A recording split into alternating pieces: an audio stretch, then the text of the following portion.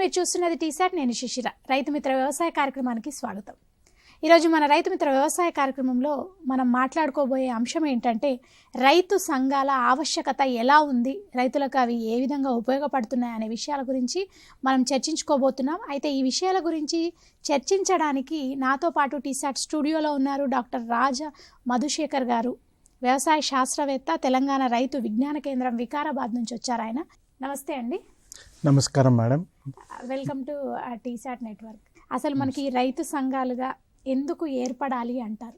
బేసిక్గా మేడం, భారత వ్యవసాయంలో చూసుకున్నట్టయితే రైతులే ముఖ్య భూమిక లేకపోతే పాత్ర పోషిస్తూ ఉంటారు. దాదాపు ఇప్పటికీ కూడా మన జనాభాలో 58% మంది ఇంకా రైతులే ఉండడం జరుగుతూ ఉందన్నమాట. రైతులు మరి ఇప్పుడు ఏంటంటే ఎక్కువ మటుకు మనం చూసుకున్నట్టయితే వాళ్ళు చిన్న మరియు సన్నకారు రైతులుగా ఉంటున్నారు. అంటే ఉన్న రైతుల్లో కూడా 80% మంది, అంటే దాదాపు మన జనాభాలో ఒక 3/4 మంది ఇంకా ఏమంటారు మన రైతులుగా ఉంటున్నారనమాట. వాళ్ళు చిన్న సన్నకారు రైతులుగా ఉంటున్నారు. వారు ఏంటంటే డిఫరెంట్ గ్రూప్స్లో ఉంటున్నారు. ఒక గ్రూప్గా లేకపోతే ఒక సంఘంగా ఏర్పడడం అనేది లేదు. ప్లస్ ఏంటంటే సంఘటితంగా లేరు వాళ్ళు. ఆ విధంగా ఉండడం వల్ల ఇండివిజువల్గా అంటే ఒక రైతు తన పనులు చేసుకుంటూ తన ఇన్పుట్స్ అన్నీ కూడా తీసుకుంటూ ఇబ్బందులు పడుతూ ఉన్నారనమాట. అట్లా కాకుండా ఒక గ్రూప్గా లేకపోతే ఒక సంస్థగా ఏర్పడినప్పుడు వాళ్ళకు చాలా లాభాలు ఉంటాయి అన్నమాట. అందుకనే కేంద్ర ప్రభుత్వం ఏం చేసింది అంటే ఈ యొక్క రైతు సంఘాలను అనేది తీసుకొని రావడం జరిగిందనమాట. రైతు ఉత్పత్తిదారుల సంఘాలు అంటే ఏంటి బేసిక్గా? ఎఫ్పిఓస్, ఫార్మర్ ప్రొడ్యూసర్ ఆర్గనైజేషన్స్ అని అంటే మనకు దీంట్లో ఏంటంటే రైతులే వాళ్ళే ఉంటారనమాట. వాళ్ళే గవర్నింగ్ బాడీ ఉంటారు, వాళ్ళే సిఇఓ ఉంటారు, వాళ్ళే చైర్మన్ ఉంటారు. అన్ని బోర్డ్ ఆఫ్ డైరెక్టర్స్ లేకపోతే బోర్డ్ మెంబర్స్ అందరూ కూడా రైతులే ఉంటారనమాట. దీంట్లో ఒక రైతు ఏం చేసుకుంటాడు, వాళ్ళు షేర్ అనేది లేకపోతే వాళ్ళ దగ్గర ఉన్న అమౌంట్ని లేకపోతే వాళ్ళ దగ్గర ఉన్న ద్రవ్యాన్ని అమౌంట్ని ఒక షేర్ రూపకంగా తీసుకొని వాళ్ళు ఏంటంటే ఆ యొక్క ఎఫ్పిఓలో మెంబర్గా వాళ్ళు తీసుకోవడం జరుగుతుంది అనమాట. ఆ మెంబర్షిప్ నుంచి వాళ్ళు ఏంటంటే ఆ ఎఫ్పిఓలో లేకపోతే ఆ రైతు సంఘంలో వాళ్ళు మెంబర్స్గా ఉండడం, ఆ మెంబర్స్ ద్వారా ఏంటంటే ఎన్నో లాభాలు వాళ్ళు ఏంటంటే వివిధ రకంగా వాళ్ళు తీసుకోవడం జరుగుతుంది. అసలు ఈ ఎఫ్పిఓలో ఎవరు సభ్యులు కావచ్చు అంటారు, ఎవరికి అర్హత ఉంది అంటారు? మేడం, ఎఫ్పిఓస్లో ఒక రైతు అయితే చాలు.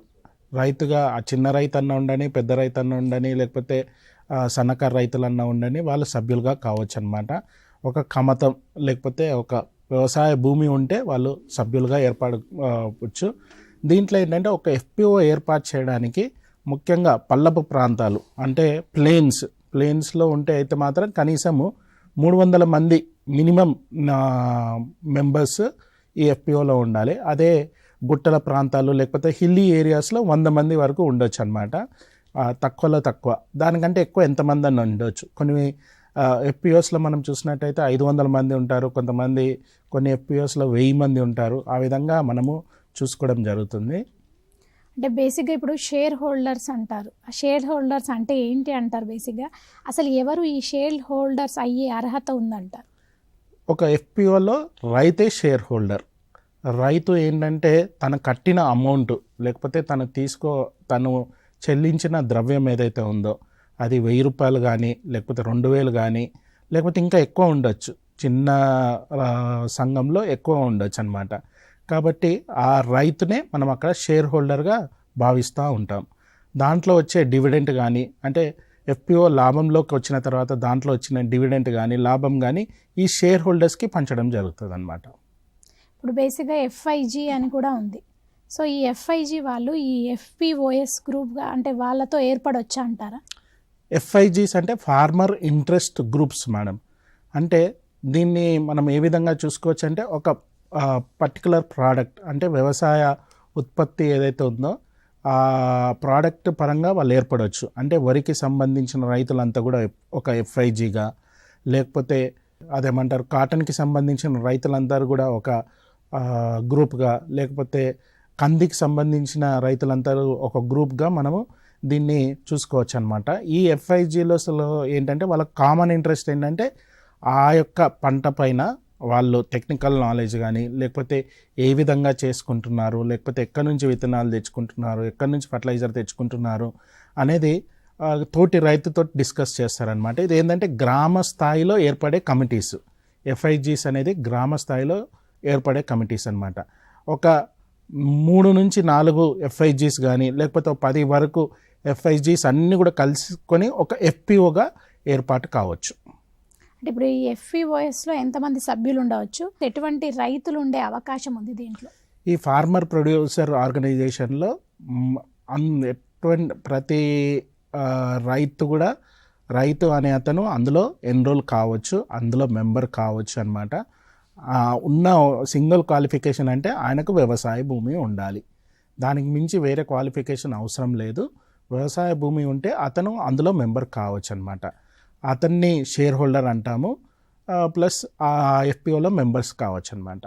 మెంబర్స్తో పాటు తను ఏంటంటే ఒక షేర్, ఒక 300 రైతులని మనం అనుకున్నాం తక్కువలో తక్కువ, కాబట్టి ఆ 300 రైతులు ఒక షేర్ అంటే 1000 రూపాయలు వేసుకోవచ్చు, 2000 వేసుకోవచ్చు. అంటే స్టార్టింగ్ ఇన్వెస్ట్మెంట్ కొరకు ఆ ఎఫ్పిఓ రన్ చేయడానికి, ఆ ఎఫ్పిఓ డిఫరెంట్ యాక్టివిటీస్ టేకప్ చేయడానికి అది వాళ్ళకు షేర్గా ఉండడము, షేర్ క్యాపిటల్గా ఆ యొక్క ఎఫ్పిఓ రన్ చేయడమే కాకుండా వివిధ యాక్టివిటీస్లో పాల్గొనడానికి కూడా ఈ ఫార్మర్స్ ఇచ్చే షేర్ పనిచేస్తుంది అనమాట. ఎఫ్పిఓఎస్ వల్ల ప్రయోజనాలు ఎలా ఉంటాయంటారు? చాలా ఉంటాయి మేడం. ఎఫ్పిఓఎస్ వల్ల చాలా ప్రయోజనాలు ఉంటాయి. ఒక సింగిల్ రైతు ఉన్నాడు అనుకోండి, ఒక్కడే రైతు ఉన్నాడు అనుకోండి, తను విత్తనాలు తీసుకురావడానికి కానీ లేకపోతే ఎరువులు తీసుకురావడానికి కానీ లేకపోతే మార్కెటింగ్ చేసుకోవడానికి కానీ ఒక్కడే వెళ్ళి రావడం, టు అండ్ ఫ్రో ఖర్చులు మనం చూసుకోవచ్చు, చాలా ఉంటాయి. అదేవిధంగా అట్లా కాకుండా వీళ్ళు ఒక గ్రూప్గా ఏర్పాటు చేయబడి ఎఫ్పిఓగా ఏర్పాటు అయిన తర్వాత 200 నుంచి 300 రైతులు ఒకటే కంపెనీ దగ్గర కానీ విత్తనాలు తీసుకోవడం, లేకపోతే ఒకటే స్టేట్ గవర్నమెంట్ వాళ్ళ దగ్గర కానీ ఇంకెవరి దగ్గర అయినా కానీ ఫర్టిలైజర్ తీసుకోవడం వల్ల వాళ్ళకి ఆ రవాణా ఖర్చులు అనేది తగ్గుతుంది. ప్లస్ వీళ్ళు గ్రూప్గా ఏర్పడి మార్కెట్కి అనుగుణంగా, ఇప్పుడు మార్కెట్లో ఏదన్నా తక్కువ ఉంది అంటే ఒక ప్రోడక్ట్ తక్కువగా ఉంది, ఉల్లిగడ్డనే అనుకుందాం, అది లేదు మార్కెట్లో, వీళ్ళు ఒక గ్రూప్గా ఏర్పడి ఆ ప్రాంతం వాళ్ళంతా కూడా ఆ యొక్క పంటను పండించడం ద్వారా మంచి రేట్ పొందడం, దాని తర్వాత మార్కెట్తో లింక్ చేసుకోవడము, మా దగ్గర ఇంత ప్రోడక్ట్ ఉంది, మా దగ్గర ఇన్ని టన్నులు ఉంది, దీనికి ఇంత రేట్ ఇస్తారా అనేది వాళ్ళు డిమాండ్ చేసే స్టేజ్ వరకు కూడా వెళ్ళొచ్చు అనమాట. చాలా ఎఫ్పిఓస్ కూడా ఈ విధంగా చేస్తూ ఉంటాయి. వాళ్ళు ఏంటంటే ముందుగానే సీజన్కి ముందుగానే ప్లాన్ చేసుకొని, ఖరీఫ్ సీజన్ అయితేనేమి రబీ సీజన్ అయితేనేమి సీజన్ ముందుగానే ప్లాన్ చేసుకొని దాని ప్రకారం వాళ్ళ యాక్టివిటీస్ అన్నీ కూడా చేపట్టడం జరుగుతుందన్నమాట. ఇప్పుడు మనకి వ్యాపార సంస్థలు కానీ రైతు ఉత్పత్తిదారుల సంస్థల మధ్య కానీ తేడా ఏంటి అంటారు బేసిక్గా? ఇప్పుడు ఒక వ్యాపార సంస్థ అంటే మేడం అదొక బిజినెస్ ఎంటిటీ, దాంట్లో ఎవరన్నా ఉండొచ్చు. ఇప్పుడు మీరుండొచ్చు, నేను కూడా దాంట్లో షేర్ హోల్డర్గా ఉండొచ్చు. దాంట్లో మనము ఏంటంటే ఒక షేర్ కొనుక్కోవడము అట్లాంటిది ఏదో జరుగుతూ ఉంటుంది. అదే ఇప్పుడు మనం ఎఫ్పిఓ చూసుకుంటే ఎఫ్పిఓలోకి రైతు మాత్రమే మెంబర్గా ఉండాలన్నమాట. రైతుకు మాత్రమే షేర్ హోల్డర్ షేర్ అనేది ఇవ్వడం జరుగుతుంది. ఆ షేర్ అనేది తను ఇన్వెస్ట్మెంట్ చేసుకొని దాన్ని పెట్టుకోవడం, ఆ షేర్ తీసుకోవడం జరుగుతుంది. బిజినెస్ దాంట్లో మన బిజినెస్ ఎంటిటీ లేకపోతే బిజినెస్ కంపెనీ ఏంటంటే ఒక కంపెనీ యాక్ట్ ప్రకారం 2013 కంపెనీ యాక్ట్ ప్రకారం అది ఏర్పాటు చేయడం జరిగింది. అదే ఎఫ్పిఓ చూసుకున్నట్టయితే అదే కంపెనీ యాక్ట్లో ప్రొడ్యూసర్స్ కంపెనీ యాక్ట్ 9A ప్రకారం ఏర్పాటు చేయబడ్డదన్నమాట. దీంట్లో ఏంటంటే రైతులు మాత్రమే భాగస్వామ్యులు, రైతులు మాత్రమే దాంట్లో మెంబర్స్ అన్నమాట. ఇప్పుడు మనకి ఎఫ్పిఓఎస్ ద్వారా కార్యక్రమాలు చేపట్టే అవకాశం ఏదైనా ఉందంటారా? చాలా కార్యక్రమాలు చేపట్టుకోవచ్చు మేడం. వాళ్ళు ఏంటంటే ముందుగానే నేను ఇందాక చెప్పినట్టు సీజన్ ముందుగానే ప్లాన్ చేసుకొని వివిధ సంస్థలతోటి వాళ్ళు టైఅప్ అయిపోయి ఒక బిజినెస్ అగ్రిమెంట్ అనేది చేసుకొని మేము ఈ యొక్క ఉత్పత్తిని, ఈ యొక్క ప్రోడక్ట్ని మేము ఉత్పత్తి చేస్తాం, ప్రొడ్యూస్ చేసి ఇంత క్వాంటిటీ మేము ఇవ్వగలుగుతాము, మాకు ఇంత రేటు అనేది వాళ్ళకు తీసుకోవడము, ఆ బార్గెనింగ్ పవర్ అనేది ఉంటుంది అన్నమాట. ఇప్పుడు మనము మార్కెట్లో చూసినట్టయితే జనరల్గా రైతు కూరగాయలు కానీ లేకపోతే అదేమంటారు ఫ్రూట్స్ కానీ పండించినప్పుడు మార్కెట్కి వచ్చేసరికి సరైన రేట్ ఉండకపోవడం, దాని తర్వాత పెట్టిన దానికి వచ్చే ఖర్చు సరిగ్గా రాకపోవడం, ఇట్లాంటి ప్రాబ్లమ్స్ అన్నీ చూస్తూ ఉన్నాం అన్నమాట. కానీ ఎప్పుడైతే ఈ ఎఫ్పిఓలో మనము ఆ ప్రోడక్ట్ని ముందుగానే నిర్ణయించుకొని దాని ప్రకారం మనం చేసుకున్నప్పుడు ఏంటి అంటే మనకేంటంటే ఎటువంటి ఇబ్బంది లేకుండా మార్కెట్కి అనుగుణంగా వాళ్ళు ఈ ప్రైజ్ అనేది పొందుకోవచ్చు అనమాట. వాళ్ళు ఉత్పత్తి చేసిన దానికి అనుగుణంగా, మార్కెట్కి అనుగుణంగా వాళ్ళు పొందవచ్చు. ఇప్పుడు మనకి సెంట్రల్ గవర్నమెంట్ స్కీమ్స్కి ఈ ఎఫ్పిఓఎస్ ఏమైనా వర్తిస్తాయంటారు? మేడం, యాక్చువల్గా ఈ బజ్వర్డ్, ఇప్పుడు ఎఫ్పిఓ అనేది సెంట్రల్ గవర్నమెంట్లో ఒక బజ్వర్డ్ లాగా అయిపోయింది అనమాట. గత 2-3 సంవత్సరాల నుంచి మనము ఫార్మర్ ప్రొడ్యూసర్ ఆర్గనైజేషన్స్ అని వింటూ ఉన్నాం. దీనికి ప్రత్యేకంగా ఫిబ్రవరి 2020 బడ్జెట్లో దాదాపు 6,865 కోట్లు ప్రభుత్వం తరఫున రిలీజ్ చేయబడ్డదన్నమాట. దాని ప్రకారం ఏంటంటే ఒక 10,000 ఎఫ్పిఓస్, భారతదేశం మొత్తంలో కూడా 10,000 ఎఫ్పిఓస్ ఏర్పాటు చేయాలనే ఉద్దేశంతో సెంట్రల్ గవర్నమెంట్ ఈ యొక్క స్కీమ్ అనేది తీసుకొని రావడం జరిగిందనమాట. దీని ప్రకారం ఏంటంటే 2027-28 వరకు ఈ 10,000 ఎఫ్పిఓస్ అనేది కూడా ఏర్పాటు చేయాలి అనే ఉద్దేశంతో అనమాట. ప్రస్తుతం మనము ఆంధ్రప్రదేశ్, తెలంగాణలో చూసినట్టయితే యాక్టివ్ ఎఫ్పిఓస్ దాదాపు 760 ఉన్నాయన్నమాట. దీన్ని బట్టి చూస్తే మనకేంటంటే ఎఫ్పిఓ అనేటివి చాలా తక్కువ ఉన్నాయి. దీనికి తోడు సెంట్రల్ గవర్నమెంట్ ఏంటంటే కొన్ని ఇంప్లిమెంటింగ్ ఏజెన్సీస్ అని ఉంటాయి. ఆ ఏజెన్సీస్ ద్వారా ఏంటంటే ఫండింగ్ ఇవ్వడము, వాళ్ళు షేర్ క్యాపిటల్ ఇవ్వడము, దాన్ని రన్ చేయడానికి ఎప్పటికప్పుడు క్యాపిటల్ ఇవ్వడం, ఇట్లాంటివన్నీ చేస్తూ ఉంటారనమాట. సో ఈ విధంగా సెంట్రల్ గవర్నమెంట్ ఏంటంటే ఈ ఎఫ్పిఓస్ రన్ చేయడానికి, ఎఫ్పిఓస్ ఏర్పాటు చేయబడడానికి, ఎఫ్పిఓస్ ఏంటంటే రైతులకు దగ్గరగా ఉండి రైతులకు లాభాలు తెచ్చే విధంగా ఉండాలనే ఉద్దేశంతో ఈ యొక్క స్కీమ్ తీసుకోవడానికి రావడం జరిగిందనమాట. ఇదే కాకుండా వాళ్ళు ఈక్విటీ గ్రాంట్ అనేది ప్లస్ క్రెడిట్ గ్యారంటీ ఫండ్ అనేది డిఫరెంట్ ఇన్స్టిట్యూషన్స్ ద్వారా, ఎస్ఎఫ్ఏసి ద్వారా, అదేవిధంగా నాబార్డు ద్వారా, వివిధ ప్రోగ్రామ్స్ ద్వారా, ఆర్కేవివై అని ఇట్లాంటి ప్రోగ్రామ్స్ ద్వారా ఏంటంటే గవర్నమెంట్ ఏం చేస్తుంది అంటే ఎఫ్పిఓస్ని ఏర్పాటు చేయాలనే ఉద్దేశంతో, ఎఫ్పిఓస్ ఎక్కువ మొత్తంలో ఏర్పాటు కావాలనే ఉద్దేశంతో ఈ యొక్క స్కీమ్స్ అన్నీ కూడా తీసుకొని రావడం జరిగిందనమాట. ఇప్పుడు మామూలుగా ఈ ఎఫ్పిఓఎస్ రైతు సంఘాల్లో ఈ రాష్ట్ర విధులు ఏంటి అంటారు, కేంద్ర విధులు ఏంటి అంటారు? మేడం, ఈ ఎఫ్పిఓఎస్లో రాష్ట్ర విధులు వచ్చేసి ఏదైనా విధానపరమైన డిసిషన్, పాలసీ ఫార్ములేషన్ అంటాం కదా, ఈ పాలసీ ఫార్మ్ చేయడం అంటే ఈ ఎఫ్పిఓని ఏర్పాటు చేయాలి, ఎఫ్పిఓకు ఇంత గ్రాంట్ ఇవ్వాలి, లేకపోతే ఎఫ్పిఓకు ఇంత లోన్ ఇవ్వడానికి ఆస్కారం ఉంటుంది అనే ఉద్దేశము ఈ స్టేట్ గవర్నమెంట్ తయారు చేస్తుంది అనమాట. దాని తర్వాత నెక్స్ట్ ఏం చేస్తుందంటే ఇన్స్టిట్యూషనల్ సపోర్ట్ కింద స్టేట్ గవర్నమెంట్, అదేవిధంగా సెంట్రల్ గవర్నమెంట్ కూడా ఎస్ఎఫ్ఏసి, ఇందాక నేను చెప్పినట్టు స్మాల్ ఫార్మర్స్ అగ్రికల్చరల్ కన్సార్టియం అని ఉంటుందన్నమాట, ఒక సంస్థ. దాని ద్వారా ఏంటంటే equity grant plus credit guarantee fund అనేది ఇవ్వడం జరుగుతుంది. దీని కింద ఏముంటుందంటే ప్రతి ఎఫ్పిఓకు రన్ చేయడానికి, కొత్తగా ఏర్పడ్డ తర్వాత ఎఫ్పిఓ విధులు ఏ విధంగా ఉండాలనేది state government plus central government decide చేస్తుంది అనమాట. ఆ విధులతో పాటు వాళ్ళ యొక్క యాక్టివిటీస్ రన్ చేయడానికి ఫస్ట్ 3 years వరకు వాళ్ళు ఏంటంటే 18 lakhs వరకు, 18 లక్షల వరకు ఈ ఎఫ్పిఓస్కి ఇవ్వడం జరుగుతుంది. ఇది ఇవ్వడానికి ముందుగా ఏంటంటే ఆ యొక్క మెంబర్స్ అందరు కూడా ఎన్రోల్ కావాలి, 300 కంటే ఎక్కువ. ఎన్రోల్ అయిన తర్వాత ఎలక్షన్స్ కండక్ట్ చేయబడాలి. ఎలక్షన్స్లో ఏంటంటే ఒక చైర్మన్ని, అదేవిధంగా బోర్డ్ మెంబర్స్ని తీసుకోవాలన్నమాట, 15 మంది బోర్డ్ మెంబర్స్. అదేవిధంగా సిఇఓ, చీఫ్ ఎగ్జిక్యూటివ్ ఆఫీసర్, అంటే ఈ ఎఫ్పిఓలో అకౌంట్స్ కానీ పేపర్ వర్క్ కానీ చేయడానికి ఈ సిఇఓ బాధ్యుడై ఉంటాడనమాట. కాబట్టి అవన్నీ చేయడానికి, ఇవన్నీ చేసిన తర్వాత ఆ యొక్క రిజిస్టార్ దగ్గర, ఈ ఎఫ్పిఓస్కి సంబంధించిన ఒక రిజిస్టార్ ఉంటారనమాట. ఆ రిజిస్టార్ దగ్గర ఇది రిజిస్ట్రేషన్ అయిపోయిన తర్వాత వాళ్ళు దీనికి సంబంధించిన ఈ బ్యాక్ పేపర్ వర్క్ అంతా కూడా చూసి దాని ప్రకారం ఏంటంటే ఈ 18 లక్షలు 3 సంవత్సరాలు ఇవ్వడం జరుగుతుంది. ప్లస్ ఈక్విటీ గ్రాంట్ అని చెప్పినాను కదా, దాని ప్రకారం ఏంటంటే మ్యాక్సిమంగా ఒక రైతుకి 2,000 చొప్పున 15 లక్షలు ఇస్తుంది సెంట్రల్ గవర్నమెంట్. అదేవిధంగా ఏదన్నా ఎస్టాబ్లిష్ చేసుకోవాలనుకోవడానికి, అంటే గిడ్డంగులు కానీ, కోల్డ్ స్టోరేజెస్, వేర్ హౌజెస్, ఇట్లాంటివి ప్రాసెసింగ్ యూనిట్స్, ఇట్లాంటివి ఏర్పాటు చేసుకోవడానికి సెంట్రల్ గవర్నమెంట్ ఏంటంటే ఒక 2 crores వరకు, 2 కోట్ల వరకు ఎటువంటి కొలాటరల్ అంటే ఎటువంటి బాడుగ కానీ, ఎటువంటి మార్టిగేజ్ లేకుండా బ్యాంక్స్ ద్వారా, ముఖ్యంగా ఎస్ఎఫ్ఐసి ద్వారా, ఎన్సిడిఎస్ ద్వారా, అదేవిధంగా నాబార్డు ద్వారా ఏం చేస్తారంటే వీళ్ళు వాళ్ళతోటి ఈ ఫార్మర్స్ ప్రొడ్యూసర్ ఆర్గనైజేషన్స్ని బ్యాంక్స్కి దగ్గరగా తీసుకొచ్చి ఈ యొక్క అమౌంట్ ఇప్పించడానికి బోత్ సెంట్రల్ గవర్నమెంట్ అదేవిధంగా స్టేట్ గవర్నమెంట్ కూడా పనిచేస్తాయి మేడం. ఈ ఎఫ్పిఓఎస్ ఏర్పాటు చేయడానికి కావాల్సిన అంటే దోహదపడే సంస్థలు ఏవి అంటారు బేసిక్గా? ఇందాక నేను చెప్పినట్టు ఇంప్లిమెంటింగ్ ఏజెన్సీస్ అని ఉంటాయి మేడం.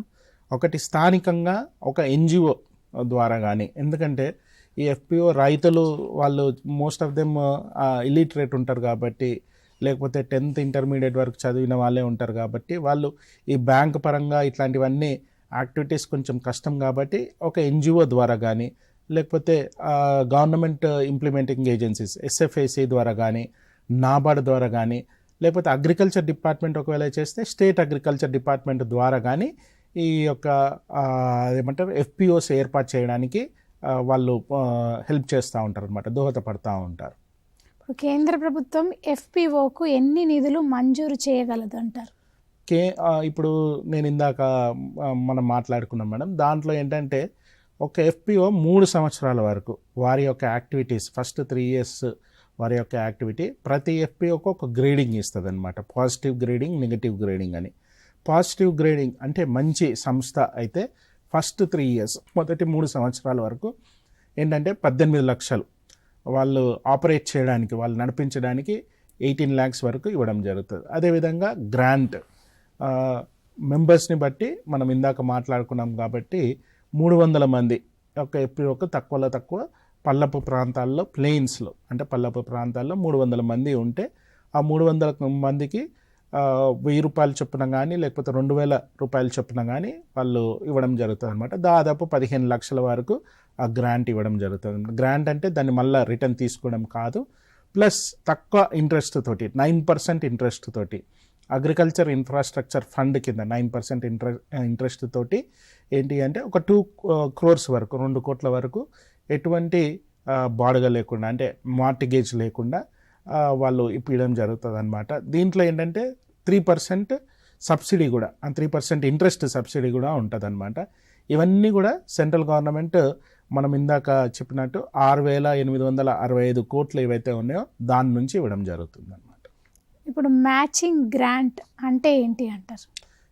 మ్యాచింగ్ గ్రాంట్ అంటే మేడం నడిపించడానికి ఇప్పుడు ఇందాక మనం మాట్లాడుకున్నట్టు 18 lakhs కానీ లేకపోతే ఈ యొక్క 15 lakhs కానీ ఇవి రెండు కూడా ఎఫ్పిఓకి యాక్టివ్ ఎఫ్పిఓకి ఒక పాజిటివ్ గ్రేడింగ్ ఉన్న యాక్టివ్ ఎఫ్పిఓకి సెంట్రల్ గవర్నమెంట్ ఇవ్వడం జరుగుతుంది అనమాట. దీనికి వాళ్ళు ఏం చేయాలి అంటే వాళ్ళ యొక్క యాక్టివిటీస్ అన్నీ కూడా రెగ్యులర్గా మీటింగ్స్ కండక్ట్ చేయడము, ప్రతి సంవత్సరం 4 సార్లు మీటింగ్ చేయడము, దాని తర్వాత ఎలక్షన్ చేయడము, ప్రజాస్వామ్యబద్ధంగా ఒక చైర్మన్ని ఎన్నుకోవడము, దాని తర్వాత బోర్డ్ ఆఫ్ డైరెక్టర్స్ని ఎన్నుకోవడము, ఆ బోర్డ్ ఆఫ్ డైరెక్టర్స్తో పాటు ఒక సిఇఓని ఎన్నుకోవడము, సిఇఓని పెట్టుకోవడము, ఒక ఎంప్లాయీని పెట్టుకొని యాక్టివిటీస్ అన్నీ కూడా వాళ్ళు ఎప్పటికప్పుడు చేస్తూ దాంతోపాటు ఒక బ్యాంక్ అకౌంట్ ఎఫ్పిఓ పేరు పైన ఒక బ్యాంక్ అకౌంట్ పెట్టి దాని యొక్క షేర్ మెంబర్స్ ఎవరైతే ఉన్నారో వాళ్ళ దగ్గర షేర్ హోల్డర్ అమౌంట్ అంతా కూడా కలెక్ట్ చేసుకొని ఆ బ్యాంకులో దాన్ని జమ చేసిన తర్వాత వాళ్ళు చేపట్టిన యాక్టివిటీస్ ఏదైతే ఉందో యాక్టివిటీస్ ఆ బిజినెస్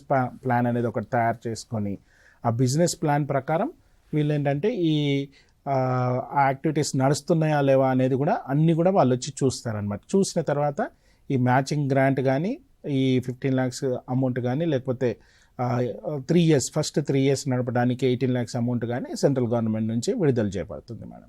మనకి క్రెడిట్ గ్యారంటీ ఫండ్ అంటే ఏంటి అంటారు?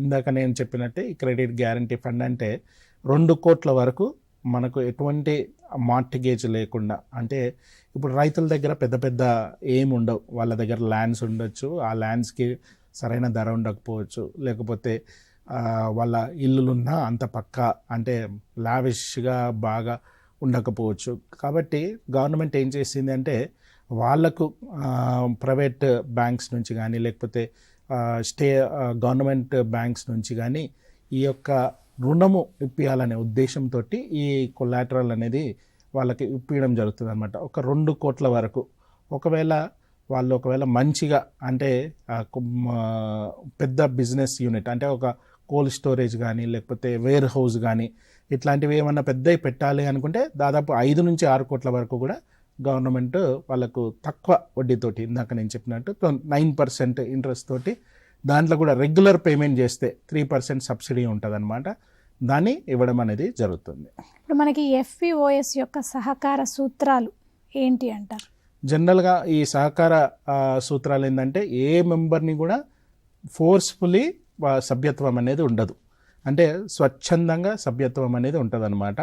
దాని తర్వాత ప్రజాస్వామ్య పద్ధతిలో సభ్యులచే నియంత్రణ, దీన్ని ఎవ్వరు కూడా బయట వాళ్ళు ఎవ్వరు కూడా దీన్ని మేనేజ్ చేయరు. ఆ యొక్క FPOలో ఉన్న మెంబర్స్ మాత్రమే, FPOలో ఉన్న రైతులు మాత్రమే, వాళ్ళే లీడర్స్, వాళ్ళే దాన్ని ప్లాన్ చేసేవాళ్ళు, వాళ్ళే అన్నీ నడిపించేవాళ్ళు అనమాట. ప్లస్ ఏంటంటే ప్రతి ఒక్కరు కూడా ఎంతమంది ఉంటే అంతమంది కూడా ఒకవేళ 300 మంది ఉంటే ఆ 300 మంది కూడా ఎంతో కొంత అందులో భాగస్వామ్యం అనేది ఉండాలన్నమాట. అంటే ఫైనాన్షియల్గా ఒక భాగస్వామ్యం అనేది ఉండాలి.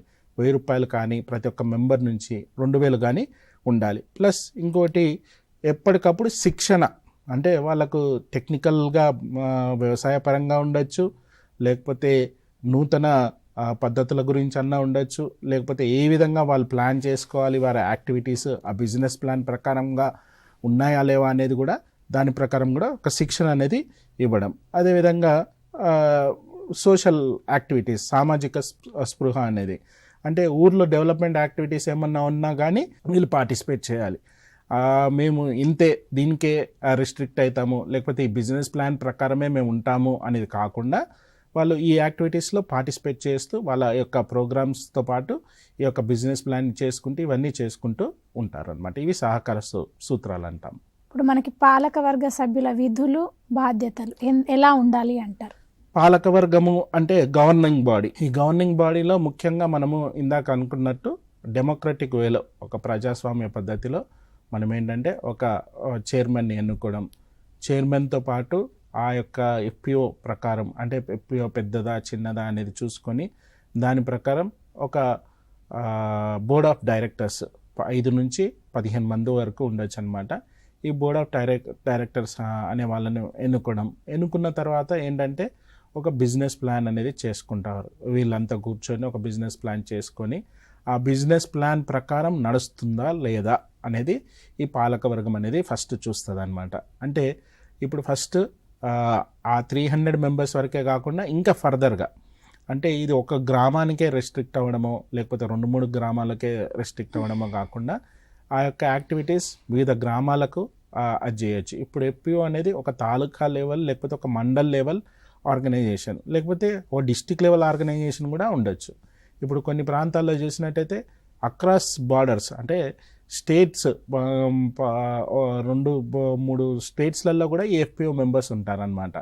అంటే ఈ FPO మెంబర్స్ ఉన్నప్పుడు ఆ సభ్యత్వం అనేది జరుగుతుందా జరగట్లేదా అనేది ఈ పాలకవర్గం అనేది చూస్తారనమాట. దాని తర్వాత ఫైనాన్షియల్ మేనేజ్మెంట్, ఇందులో ఎన్రోల్ అవుతున్న ప్రతి ఒక్క మెంబర్ ప్రతి ఒక్క రైతు మెంబర్ ఆ యొక్క అమౌంట్ ఇస్తున్నాడా లేదా, తన షేర్ ఇస్తూ ఉన్నాడా లేదా, ఆ షేర్ అనేది బ్యాంకులో జమ అవుతుందా లేదా అనేది ఈ పాలకవర్గం అనేది చూస్తుంది అనమాట. దాని తర్వాత ఇందాక నేను చెప్పినట్టు బిజినెస్ ప్లాన్, ఒక ప్లాన్ వేసుకొని మేము ఏం చేసుకోవాలి, మేము FPO కాబట్టి మేము ఏం చేసుకోవాలి, మేము నెక్స్ట్ వ్యవసాయ పరంగా ఏం చేసుకోవాలి, లేకపోతే పోస్ట్ హార్వెస్ట్లో అంటే ఉత్పత్తులు వచ్చిన తర్వాత ఆ ప్రోడక్ట్ వచ్చిన తర్వాత ఏం చేసుకోవాలి, గ్రేడింగ్ చేసుకోవాలా, ప్యాకింగ్ చేసుకోవాలా, లేకపోతే దానికి ఇంకేమైనా వాల్యూ అడిషన్ చేయాలా, విలువ జోడింపు అనేది చేయాలా, లేకపోతే అక్కడికే ఆగిపోవాలా అనేది వాళ్ళంతా కూడా ప్లాన్ చేసుకొని ఆ ప్లాన్ ప్రకారం వెళ్తున్నారా వెళ్ళట్లేదా, ఆ ప్లాన్ ప్రకారం యాక్టివిటీస్ ఉంటున్నాయా లేవా,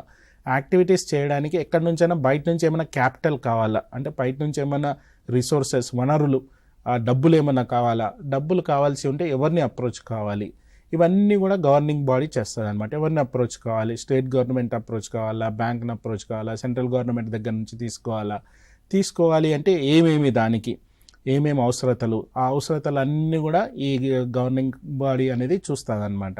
ఇదేంటంటే ప్రజాస్వామ్యబద్ధంగా వాళ్ళు ఆడిట్ చేపియడము, ప్రతి సంవత్సరం ఆడిట్ చేపియడము, జనరల్ బాడీ అనేది కండక్ట్ చేయడము, ప్లస్ జనరల్ బాడీతో పాటు అకౌంట్స్ ఏవైతే ఉంటాయో ఆ అకౌంట్స్ కూడా ప్రతి ఒక్క మెంబర్కి కూడా వాళ్ళు తెలియజేయడంతో పాటు వార్షికంగా అంటే ఒక సంవత్సరంలో కనీసం 4 మీటింగ్స్ అనేవి కంపల్సరీ కండక్ట్ చేయాలన్నమాట. కండక్ట్ చేసి ఈ యొక్క మీటింగ్ మినిట్స్ ప్లస్ ఈ అకౌంట్స్ అన్నీ కూడా రెగ్యులర్గా ఈ రిజిస్టార్ కోఆపరేటివ్ సొసైటీస్కి ఎప్పటికప్పుడు వాళ్ళు అప్డేట్ చేస్తూ ఉండాలన్నమాట. లేకపోతే నాబార్డ్కి కానీ ఎస్ఎఫ్ఏసికి కానీ ఏదైతే ఇంప్లిమెంటింగ్ ఏజెన్సీ ఉందో దానికి ఎప్పటికప్పుడు అప్డేట్ చేస్తూ ఉండాలి. ఇవన్నీ కూడా గవర్నింగ్ కౌన్సిల్ లేకపోతే ఆ గవర్నింగ్ బాడీ చేపడతా ఉంటారు. ఇప్పుడు మనకి సిఇఓ లేదా ముఖ్య కార్యనిర్వహణ అధికారి విధులు ఎలా ఉండాలంటారు? సిఇఓ అనేది ఇప్పుడు బ్యాక్ బోన్, ఒక ఎఫ్పిఓకు బ్యాక్ బోన్ లాగా. ఎందుకంటే సిఇఓనే ఇప్పుడు మనము గవర్నింగ్ బాడీ ఏదైతే డిసిషన్ తీసుకుంటుందో ఆ డిసిషన్కి ఇంప్లిమెంట్ అవుతుందా లేదా అన్నీ కూడా క్షుణ్ణంగా ఫీల్డ్ లెవెల్లో ప్రతి ఒక్కటి కూడా ఈయన చూసుకునే వాడు ఈ సిఇఓ అనమాట. అకౌంట్స్ సరిగ్గా ఉన్నాయా లేవా, అమౌంట్ ఉందా లేదా. ఇప్పుడు ఏంటంటే చైర్మన్తో పాటు బ్యాంకుకి ఒకవేళ ఒక సిగ్నేటరీ సిఇఓ ఉంటాడనమాట. కాబట్టి ఆ సిఇఓని మనము ఏంటంటే రైతు కాకుండా బయట సైడ్ ఒక లర్నర్డ్ చదువుకున్న ఇండివిజువల్కి మనము తీసుకోవచ్చు అకౌంట్స్ రిలేటెడ్. కాబట్టి ఆ విధంగా ఈ సిఇఓ అనేది మొత్తం ప్లాన్ చేస్తూ ఆ ప్లానింగ్ ప్రకారం అది ఉన్నాయా లేవా అంటే ఏదైతే ఈ గవర్నింగ్ కౌన్సిల్ డిసిషన్స్ తీసుకుందో ఆ డిసిషన్స్ ప్రకారం ఏమన్నా లోటుపాట్లు ఉన్నాయా లేవా అనేది రెగ్యులర్గా చూస్తూ లోటుపాట్లు ఉన్నప్పుడు ఆ లోటుపాట్లను ఏంటంటే ఈ గవర్నింగ్ కౌన్సిల్కి వాళ్ళకి ఇన్ఫామ్ చేయాలన్నమాట. ఇన్ఫామ్ చేస్తూ ఎప్పటికప్పుడు అది సరైన మార్గంలో ఉందా లేదా అనేది చూసుకునే బాధ్యత సిఇఓది. ఇందాక నేను చెప్పినట్టు ఇయర్లీ మీటింగ్స్ కండక్ట్ చేయడము, ఆ వార్షిక మీటింగ్ కండక్ట్ చేయడము, ఈ అకౌంట్స్ ప్లస్ 4 మీటింగ్స్, ఇయర్లో 4 మీటింగ్స్ అనేది ఈ అకౌంట్స్ అనేది సభ్యులకు ఇవ్వడము, ఇట్లాంటివన్నీ కూడా యాక్టివిటీస్ అన్నీ కూడా ఈ సిఇఓ చేస్తూ ఉండాలి. సిఇఓ చేస్తూ ఎప్పటికప్పుడు దానికి రిలేటెడ్ ఆ దస్తావేజులు, ఆ డాక్యుమెంట్స్ అన్నీ కూడా ఇంప్లిమెంటింగ్ ఏజెన్సీకి కూడా పంపించే అతను సిఇఓ అనమాట. ఆయన బ్రిడ్జ్ ప్రైవేట్ గవర్నమెంట్ ఇంప్లిమెంటింగ్ ఏజెన్సీస్కి ప్లస్ అదేమంటారు మన గవర్నింగ్ కౌన్సిల్కి బ్రిడ్జ్ అనమాట. కాబట్టి ఆ ప్రకారం ఆయన నడుచుకోవాల్సి ఉంటుంది. ఇప్పుడు మనకి ఉత్తమ రైతు ఈ ఉత్పత్తిదారుల సంస్థ లక్షణాలు ఎట్లా ఉండాలంటారు? యాక్చువల్గా ఏంటంటే చాలా రైతు సంఘాల్లో ఎఫ్పిఓస్లో ప్రాబ్లం ఏంటంటే వీళ్ళు ఈ అమౌంట్ ఫార్మర్స్ దగ్గర కలెక్ట్ చేసుకున్న తర్వాత ఫస్ట్ 3 years ఏదైతే సెంట్రల్ గవర్నమెంట్ మనము ఆ మ్యాచింగ్ గ్రాంట్ కానీ లేకపోతే ఆ ఈక్విటీ గ్రాంట్ కానీ ఇస్తుందో ఆ గ్రాంట్ ఇచ్చేంత వరకు కూడా బాగా పనిచేస్తాయి, బాగా మంచిగా ఉంటుంది అనమాట. దాని తర్వాత మాత్రం ఏంటంటే ఈ మెల్లిమెల్లిగా ఇది దాని యొక్క ప్రభావం అనేది తగ్గిపోవడం, మెల్లిమెల్లిగా వాళ్ళు ఏంటంటే సరైన విధంగా ఆ బిజినెస్ ప్లాన్ ప్రకారం నడచకపోవడము, ప్లస్ ఎవరో ఒకరి ఆధిపత్యం ఎక్కువ ఉండడము, లేకపోతే ఫైనాన్షియల్ మిస్మేనేజ్మెంట్ అనేది ఉండడము, బ్యాంకింగ్ సరిగ్గా ఉండకపోవడం, బ్యాంకింగ్ అకౌంట్స్ సరిగ్గా ఉండకపోవడం, ఇట్లాంటివన్నీ కూడా జరుగుతూ ఉంటాయి అన్నమాట. కాబట్టి ఇవి జరగకుండా ఉండడానికి మనం ఏంటంటే ఎవ్రీ ఇయర్ ఏదైతే మనకు గవర్నమెంట్ పాలసీ ఫ్రేమ్ చేసిందో ఆ పాలసీ ప్రకారం వాళ్ళు ఇయర్లీ 4 మీటింగ్స్, దాని తర్వాత జనరల్ బాడీ అనేది, అదేవిధంగా జనరల్ బాడీతో పాటు అకౌంట్స్ అనేది, అదేవిధంగా ఎప్పటికప్పుడు కొత్త సభ్యులను అనేది రైతులను అనేది చేర్చడం అనేది, దాని తర్వాత వాళ్ళ దగ్గర నుంచి ఆ షేర్ క్యాపిటల్ అనేది కలెక్ట్ చేయడము, బ్యాంక్లో అది పెట్టడం, ఇట్లాంటివన్నీ కూడా చేస్తూ ఉండాలన్నమాట. చేస్తూ ఉంటేనే ఏదన్నా అది యాక్టివ్ గ్రూప్ లాగా ఉంటుంది, లేకపోతే యాక్టివ్ ఎఫ్పిఓ లాగా ఉంటుంది. ఎఫ్పిఓ యాక్టివ్గా లేకపోతే ఆటోమేటిక్గా ఏంటంటే దాని యొక్క గ్రేడింగ్ అనేది, దాని యొక్క ర్యాంకింగ్ అనేది పడిపోవడం జరుగుతూ ఉంటుంది అనమాట. పడిపోయినప్పుడు గవర్నమెంట్ ఏం చేస్తుందంటే ఆటోమేటిక్గా ఈ ఫండింగ్ అనేది కూడా వాటికి రాకుండా నెగటివ్ గ్రేడ్లో వాళ్ళని పెట్టి వాటికి రాకుండా, లేకపోతే ఎక్కడి నుంచి బ్యాంక్ లోన్స్ కానీ ఇట్లాంటివి ఏవి కూడా రాకుండా చేయడం జరుగుతుంది. కాబట్టి ఎప్పటికప్పుడు వాళ్ళు ఈ పాజిటివ్ గ్రేడింగ్ లేకపోతే మంచి ర్యాంకింగ్లో ఉండాలి అంటే ఎప్పటికప్పుడు ఇవన్నీ కూడా ఇంప్లిమెంటింగ్ ఏజెన్సీస్కి సబ్మిట్ చేస్తూ ఉండాలి. ఆ దస్తావేజులు ఏవైతే ఉంటాయో, ఫైనాన్షియల్ రిలేటెడ్ డాక్యుమెంట్స్ ఏవైతే ఉంటాయో అవన్నీ కూడా ఇంప్లిమెంటింగ్ ఏజెన్సీకి సబ్మిట్ చేసినప్పుడే ఈ యొక్క ఎఫ్పిఓ అనేది మంచిగా నడవడానికి ఆస్కారం ఉంటుంది. అంటే బేసిక్గా దేని ద్వారా ఈ ఉత్పత్తిదారుల సంఘాలు సరిగ్గా అంటే పని చేస్తున్నాయా లేదా అంటే పని చేయడం లేదు అంటారు? అంటే ఇవి పని చేయకపోవడం అనేది ఏంటంటే సరైన లీడర్ని ఎన్నుకోకపోవడం ఒకటి, చైర్మన్ అనే అతను సరైన విధంగా లేకపోవడం, దాని తర్వాత ఈ పాలక వర్గం ఏదైతే ఉందో, లేకపోతే ఈ ఎఫ్పిఓస్ ఏదైతే ఉందో, లేకపోతే ఈ గవర్నింగ్ బాడీ ఏదైతే ఉందో దాంట్లో పొలిటికల్ ఇన్వాల్వ్మెంట్ ఎక్కువ ఉండడం, రైతులు కాకుండా రైతులతో పాటు వేరే వాళ్ళు కూడా అందులో సభ్యత్వం తీసుకోవడం, అవుట్ సైడర్స్ రావడము, లేకపోతే ఈ ఫండింగ్ కొరకు అంటే ఏవైతే లోన్స్ ఉన్నాయో లేకపోతే ఏవైతే ఈ ఫండ్స్ ఉన్నాయో ఈ ఫండ్స్ కొరకు ఎక్స్టర్నల్గా వేరే వాళ్ళపైన డిపెండ్ కావడం, ఇట్లాంటివన్నీ జరిగినప్పుడు ఏం జరుగుతుంది అంటే ఆ ఎఫ్పిఓ అనేది యాక్టివ్గా ఉండకపోవడం, ఆ ఎఫ్పిఓ అనేది అదేమంటారు సరైన విధంగా తన విధులను నిర్వహించకపోవడం, దానివల్ల ఏం జరుగుతుంది అంటే ఆటోమేటిక్గా దాని లెక్కలు సరిగా లేకపోవడం, ఆటోమేటిక్గా సభ్యులకు ఏంటంటే వాళ్ళు సరైన విధంగా ఆ యొక్క అకౌంటింగ్ కానీ లేకపోతే ఏం చేస్తున్నారు అనేది తెలియపరిచినప్పుడు దానిపైన నమ్మకం అనేది పోతుంది అనమాట. నమ్మకం పోయినప్పుడు ఆటోమేటిక్గా దాని యొక్క ఇందాక నేను చెప్పినట్టు ర్యాంకింగ్, గ్రేడింగ్ అన్నీ కూడా తగ్గిపోయి అవి ఏంటంటే ఒక నెగిటివ్ లిస్ట్లోకి చేర్చబడతాయి. నెగిటివ్ లిస్ట్లోకి చేర్చబడ్డప్పుడు అవి ఉపయోగకరంగా లేకుండా ఉంటాయి అన్నమాట. ఇప్పుడు మనకి అంటే ఎఫ్పిఓ యొక్క సహకార విలువలు ఏంటి అంటారు? యాక్చువల్గా సహకారం అంటే అంత గ్రూప్ యాక్టివిటీ, అందరు కూడా దీంట్లో ఏంటంటే ఒక గ్రూప్గా, ఒక సంఘంగా లేకపోతే ఒక గ్రూప్గా చేసుకోవడం అనమాట. ఎఫ్పిఓ అనేది ఫార్మర్ ప్రొడ్యూసర్ ఆర్గనైజేషన్, అంటే రైతులంతా కూడా ఒకరికొకరు సహకారంగా చేసుకుంటూ అన్నీ చేయడం అనమాట. దాంట్లో ముఖ్యంగా మనం చూసుకున్నట్టయితే స్వయం సహాయం, అంటే వాళ్ళు యాక్టివిటీస్ చేసుకుంటూ ఆయా ప్లాన్ ప్రకారం, ఆ బిజినెస్ ప్లాన్ ప్రకారం వాళ్ళ అగ్రికల్చర్ యాక్టివిటీస్ వాళ్ళే చేయాలన్నమాట. వేరే వాళ్ళు వచ్చి దాన్ని చేయడం అనేది ఉండదు. కాబట్టి ఆ స్వయం సహాయం అనేది ఒకటి. దాని తర్వాత స్వయం బాధ్యత, వాళ్ళు చేపట్టే కార్యక్రమంలో వాళ్ళదే బాధ్యత, వేరే వాళ్ళది ఉండదన్నమాట. కాబట్టి ఆ బాధ్యతని వాళ్ళపైన వేసుకుంటూ వాళ్ళు ఆ విధంగా చేయాల్సి ఉంటుంది. ఇంకోటి, ఏదన్నా గ్రూప్ యాక్టివిటీ ఉన్నప్పుడు అది కంపల్సరీ డెమోక్రటిక్ పద్ధతిలో, ప్రజాస్వామ్య పద్ధతిలో అది చేయాల్సి ఉంటుంది. ఎందుకంటే దీంట్లో ఏంటంటే అందరూ ఈక్వల్ షేర్ హోల్డర్స్, ఒకరు ఎక్కువ ఒకరు తక్కువ అనేది కాదు. కాబట్టి అందరికీ ఈక్వల్ షేర్ అనేది ఉంటుంది అనమాట. ఎవ్రీ ఫార్మర్, ప్రతి ఒక్క రైతుకి ఈక్వల్ షేర్ అనేది ఉంటుంది. కాబట్టి ఆ ప్రజాస్వామ్య పద్ధతిలో బోర్డు మెంబర్స్ని ఎన్నుకోవడం కానీ లేకపోతే చైర్మన్ని ఎన్నుకోవడం కానీ ఇట్లాంటివి అనేది ఉండడం జరుగుతుంది. ఇంకోటి న్యాయమైన పద్ధతి, వాళ్ళు రాజ్యంగా ఇష్ట రీతిగా ఇవి కూడా యాక్టివిటీస్ కానీ లేకపోతే బడ్జెట్ కానీ చేసుకోవడానికి ఉండదు. దానికి ఒక పాలసీ అనేది సెంట్రల్ గవర్నమెంట్ అనేది ఫ్రేమ్ చేసింది. ఆ ఫ్రేమ్ వర్క్లోనే వాళ్ళు పనిచేయాల్సి ఉంటుంది అనమాట. ఆ ఫ్రేమ్ వర్క్ ప్రకారమే వాళ్ళు ఒక ప్లాన్ అనేది గీసుకొని, ప్లాన్ అనేది వేసుకొని దాని ప్రకారం వాళ్ళు నడుచుకోవాల్సి ఉంటుంది. కాబట్టి ఎవ్రీథింగ్ ఏంటంటే ఒక పేపర్ పైన ఉండడం జరుగుతుంది. ఎఫ్పిఓ అనేది ఒక ఫ్రేమ్ వర్క్ అనమాట. ఆ ఫ్రేమ్ వర్క్ ప్రకారం వాళ్ళు పనిచేయాల్సి ఉంటుంది. దాని తర్వాత అందరూ సమానం. ఇంకొక అంశం ఏంటంటే అందరూ సమానం. ఎవ్వరు కూడా ఇందాక నేను చెప్పినట్టు ఒకరు ఎక్కువ ఒకరు తక్కువ అనేది కాదు. అందరూ ఈక్వల్ షేర్ హోల్డర్స్ కాబట్టి అందరూ కూడా సమానం. ఏదైనా లాభం వచ్చినప్పుడు కూడా ఈక్వల్ డివిడెంట్ అనేది ఉంటుంది అనమాట. వారి యొక్క పర్సంటేజ్ ప్రకారం ఈక్వల్ డివిడెంట్ అనేది ఉంటుంది.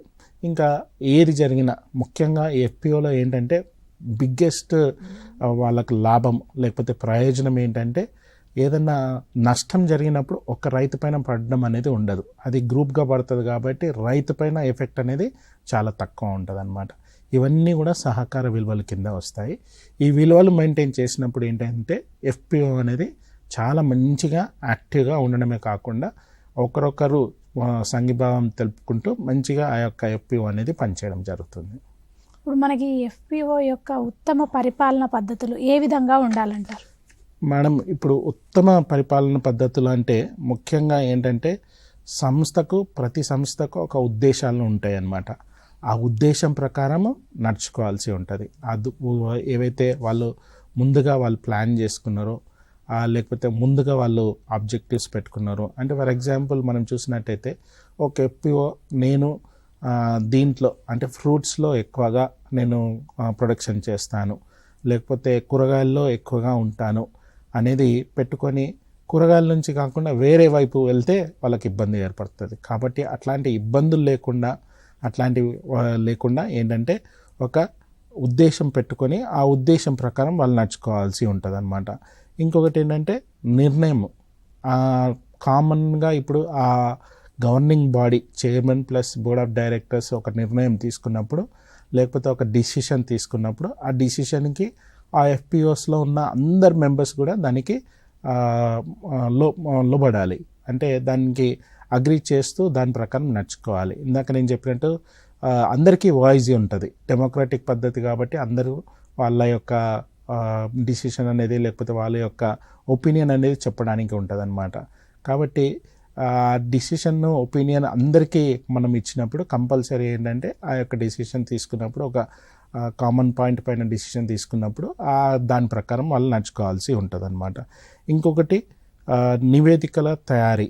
ఎప్పటికప్పుడు ఈ యొక్క అదేమంటారు ఆడిటింగ్ అనేది చేసుకుంటూ, ఈ అకౌంటింగ్ అనేది చేసుకుంటూ ఉండాలి.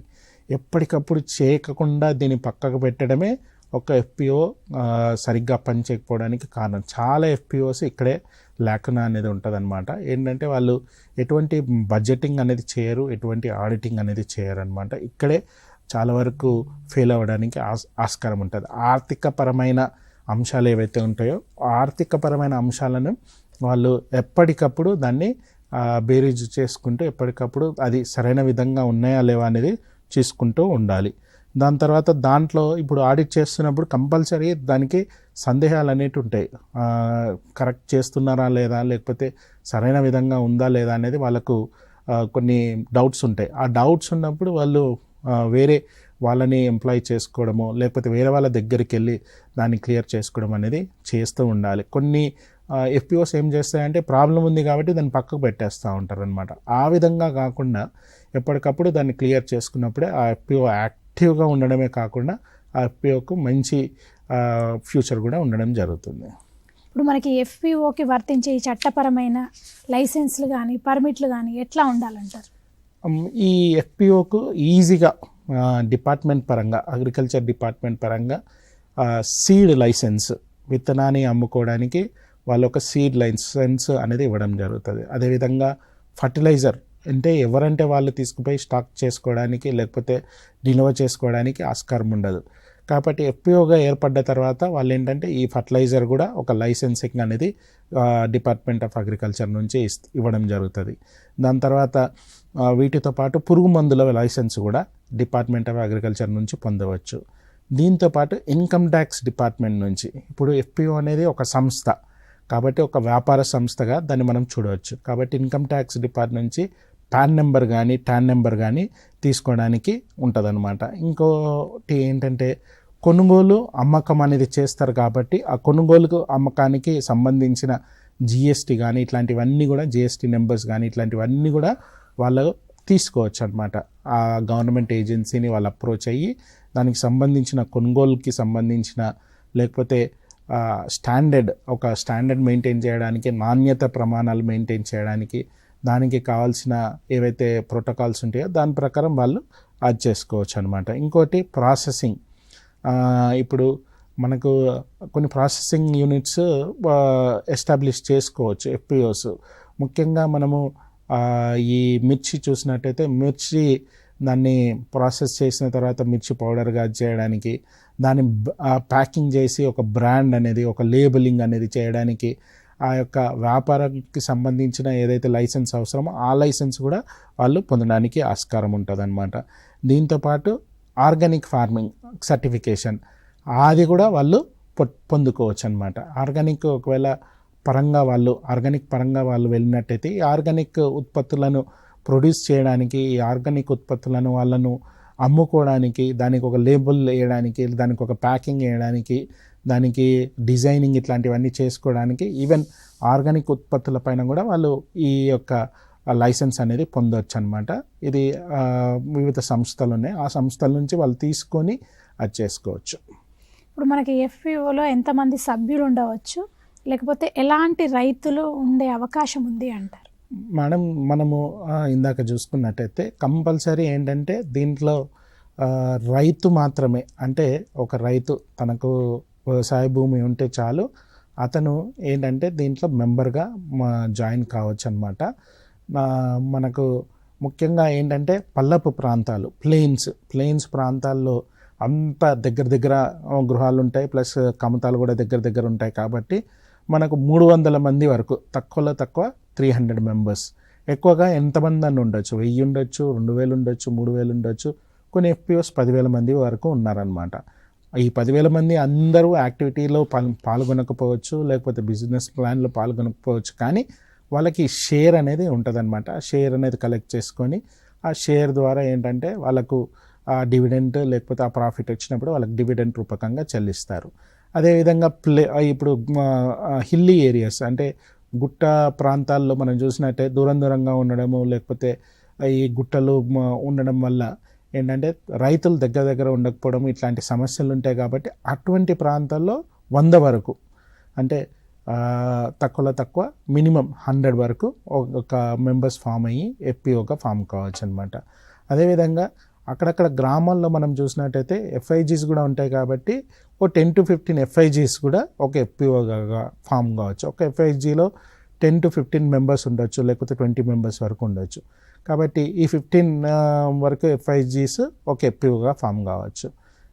అందరికీ కూడా కామన్ షేర్, అంటే 1000 రూపీస్ కానీ లేకపోతే 2000 రూపీస్ కానీ ఈ షేర్ అనేది ఉండడం జరుగుతుంది అనమాట. ఇప్పుడు మనకి FPOలో ప్రయోజనాలు ఎలా ఉంటాయంటారు? అసలు FPOతో కలిసికట్టుగా చేయగల కార్యక్రమాలు ఏ విధంగా ఉంటాయి? కలిసికట్టుగా ఇప్పుడు మనము వ్యవసాయంలో చూసినట్టయితే కలిసికట్టుగా అందరూ ఒకటే పంట పండించడం, అంటే విత్తనోత్పత్తి, సీడ్ ప్రొడక్షన్ అనేది, వివిధ పంటలకు సీడ్ ప్రొడక్షన్ అనేది చేసుకోవడము. దాని తర్వాత ఆ ప్రాంతానికి ఏది అనువుగా ఉంటుందో, తెలంగాణ ప్రాంతం చూసినట్టయితే మనకు వరి విత్తనోత్పత్తిలో పాల్గొనవచ్చు. అదేవిధంగా కొన్ని ప్రాంతాల్లో ఏంటంటే పత్తి విత్తనోత్పత్తి చేస్తారు, కొన్ని ప్రాంతాల్లో మొక్కలు, మేజు విత్తనోత్పత్తి చేస్తారు. ఇట్లాంటివన్నిటి కూడా యాక్టివిటీస్ వాళ్ళు తీసుకోవడమే కాకుండా కామన్గా, అంటే ఇప్పుడు ఎక్కువ మంది రైతులు ఉంటారు కాబట్టి కామన్గా వాళ్ళ లైసెన్సెస్ అనేది తీసుకొని, seed licence, fertiliser licence, pesticide licence అనేది తీసుకొని కామన్గా ఏంటంటే వాళ్ళు డైరెక్ట్గా కంపెనీని అప్రోచ్ కావడం కానీ, లేకపోతే స్టేట్ గవర్నమెంట్ సీడ్ కంపెనీస్ని అప్రోచ్ కావడం కానీ, సీడ్ ఫార్మ్స్ని అప్రోచ్ కావడం కానీ, అట్లా అప్రోచ్ అయ్యి బల్క్గా, అంటే ఎక్కువ మోతాదులో వాళ్ళు అవన్నీ తీసుకొని వాళ్ళ యొక్క సభ్యులకు ఇవ్వచ్చు. దాని ద్వారా ఏంటంటే కొంతవరకు రవాణా ఖర్చులు, బల్క్గా తీసుకున్నప్పుడు, ఎక్కువ మోతాదులో తీసుకున్నప్పుడు తక్కువ ఖర్చులు, ఇట్లాంటివన్నీ కూడా ఉండి రైతులకు ప్రయోజనం చేకూరుతాయి అన్నమాట. అదేవిధంగా ఏదైనా ఆర్గానిక్ ప్రోడక్ట్ వాళ్ళు డెవలప్ చేయాలనుకున్నారు, లేకపోతే ఒక ఆర్గానిక్ ప్రోడక్ట్ వాళ్ళు పండించాలనుకున్నారు. కాబట్టి పండించినప్పుడు ఒక రైతు అమ్ముకోవడం అనేది చాలా ఇబ్బంది. కాబట్టి అట్లా కాకుండా ఒక FPO ద్వారా వాళ్ళు సేల్ చేసినప్పుడు, FPO ద్వారా వాళ్ళు అమ్మకం అనేది చేసినప్పుడు వాళ్ళకి ఏంటంటే ప్యాకింగ్, లేబులింగ్, డిజైనింగ్ ఇట్లాంటివన్నీ ఉంటాయి. కాబట్టి దాని ప్రకారం వాళ్ళు ఏంటంటే చేసుకోవచ్చు అనమాట. దాని ద్వారా ఏంటంటే మామూలుగా విడిగా అమ్మినప్పుడు ఒక ధర, ప్యాకింగ్ చేసినప్పుడు, మళ్ళీ గ్రేడింగ్ చేసినప్పుడు, మంచి ఆకర్షణీయమైన డిజైన్ తోటి వాళ్ళు అమ్మినప్పుడు వాళ్ళకి మంచి ప్రైజ్ అనేది రావడానికి ఆస్కారం ఉంటుంది. ఇదే విధంగా వాళ్ళు ఏంటంటే షేర్ క్యాపిటల్, ఇప్పుడు పెద్ద FPO సంస్థ అయితే వాళ్ళు ఏంటంటే లోన్స్ కూడా ఇవ్వడం జరుగుతుంది. బ్యాంక్స్కి ప్రతిసారి బ్యాంక్ దగ్గరికి పోయి బ్యాంక్ దగ్గర తీసుకోవడం కాకుండా రెగ్యులర్గా short term loans, long term loans అనేటివి కూడా ఈ FPO ద్వారా ఇవ్వచ్చు అనమాట. అంటే వ్యవసాయం పనులపైన సీజన్ బౌండ్ లోన్స్ కానీ, లేకపోతే పెద్ద ఇంప్లిమెంట్స్ ఏదైనా తీసుకున్నప్పుడు, ట్రాక్టర్ కానీ, రోటావేటర్ కానీ ఇట్లాంటివి తీసుకున్నప్పుడు ఆ ఇంప్లిమెంట్స్కి కూడా లోన్స్ అనేది ఈ యొక్క FPO ద్వారా ఇవ్వచ్చు. ఇవే కాకుండా మిగతా యాక్టివిటీస్లో కూడా ఎడ్యుకేషన్ లోన్స్, అంటే రైతులకు సంబంధించిన పిల్లలకు ఏమన్నా ఎడ్యుకేషనల్ లోన్స్, లేకపోతే ఇట్లాంటివన్నీ కూడా కొన్ని FPOs, యాక్టివ్గా ఉన్న FPOs ఇవన్నీ కూడా చేస్తూ ఉన్నాయన్నమాట. ఆల్మోస్ట్ ఆల్ అన్ని లోన్స్ వాళ్ళు బ్యాంకుకు వెళ్ళకుండా FPO ద్వారానే అన్నీ కూడా పొందుకుంటూ ఉన్నారనమాట. ఈ విధంగా రైతుకు చాలా ప్రయోజనాలు ఉంటాయన్నమాట. ఒక్క రైతు ఏం చేసుకోలేడు, కానీ ఒక గ్రూపుగా ఉన్నప్పుడు చాలా ప్రయోజనాలు ఉంటాయి. కాబట్టి FPO అనేది ఈ యొక్క భారతదేశంలో ఏంటంటే, లేకపోతే అదేవిధంగా మన రాష్ట్రంలో తెలంగాణలో రైతులకు చాలా లాభదాయకంగా ఉంటుంది. కాబట్టి ఈ రైతు సోదరులందరూ కూడా ఈ FPOలను ఉపయోగించుకొని వాళ్ళు కూడా ఈ యొక్క FPO ఏర్పాటు చేసుకొని స్టేట్ గవర్నమెంట్ నుంచి అయితే ఏమి, సెంట్రల్ గవర్నమెంట్ నుంచి అయితేనేమి వచ్చే ఫండింగ్ అంతా కూడా తీసుకొని దాంట్లో భాగస్వామ్యం అవుతూ వాళ్ళని వాళ్ళు డెవలప్ చేసుకోవడం. ముఖ్య ఉద్దేశం దీంట్లో చూసినట్టయితే డబ్లింగ్ ఆఫ్ ఫార్మర్స్ ఇన్కమ్, అంటే రైతుని యొక్క ప్రొడక్షన్ ఏదైతే ఉందో దాన్ని 2 రెట్లు చేయడం. అది ఎఫ్పిఓ ద్వారా కొద్ది వరకు సాధ్యమవుతుంది. కాబట్టి దాని ద్వారా కూడా రైతులు వారి యొక్క ఇన్కమ్ లెవెల్స్ని, ప్రొడక్టివిటీని పెంపొందించుకోవాలని ఆశిస్తూ ఈ యొక్క ఎఫ్పిఓస్ ద్వారా మీరు లాభాలు పొందుతారని ఆశిస్తూ ముగిస్తున్నాను. రైతు సంఘాల ఆవశ్యకత, అసలు రైతు సంఘాలు ఎందుకు ఏర్పడాలి, ఈ ఎఫ్పిఓ వల్ల ప్రయోజనాలు ఏంటి, అసలు రైతులు ఏ విధంగా లాభపడతారనే విషయాలు చాలా చక్కగా వివరించారు డాక్టర్ రాజా మధుశేఖర్ గారు. థ్యాంక్ యూ సో మచ్ అండి.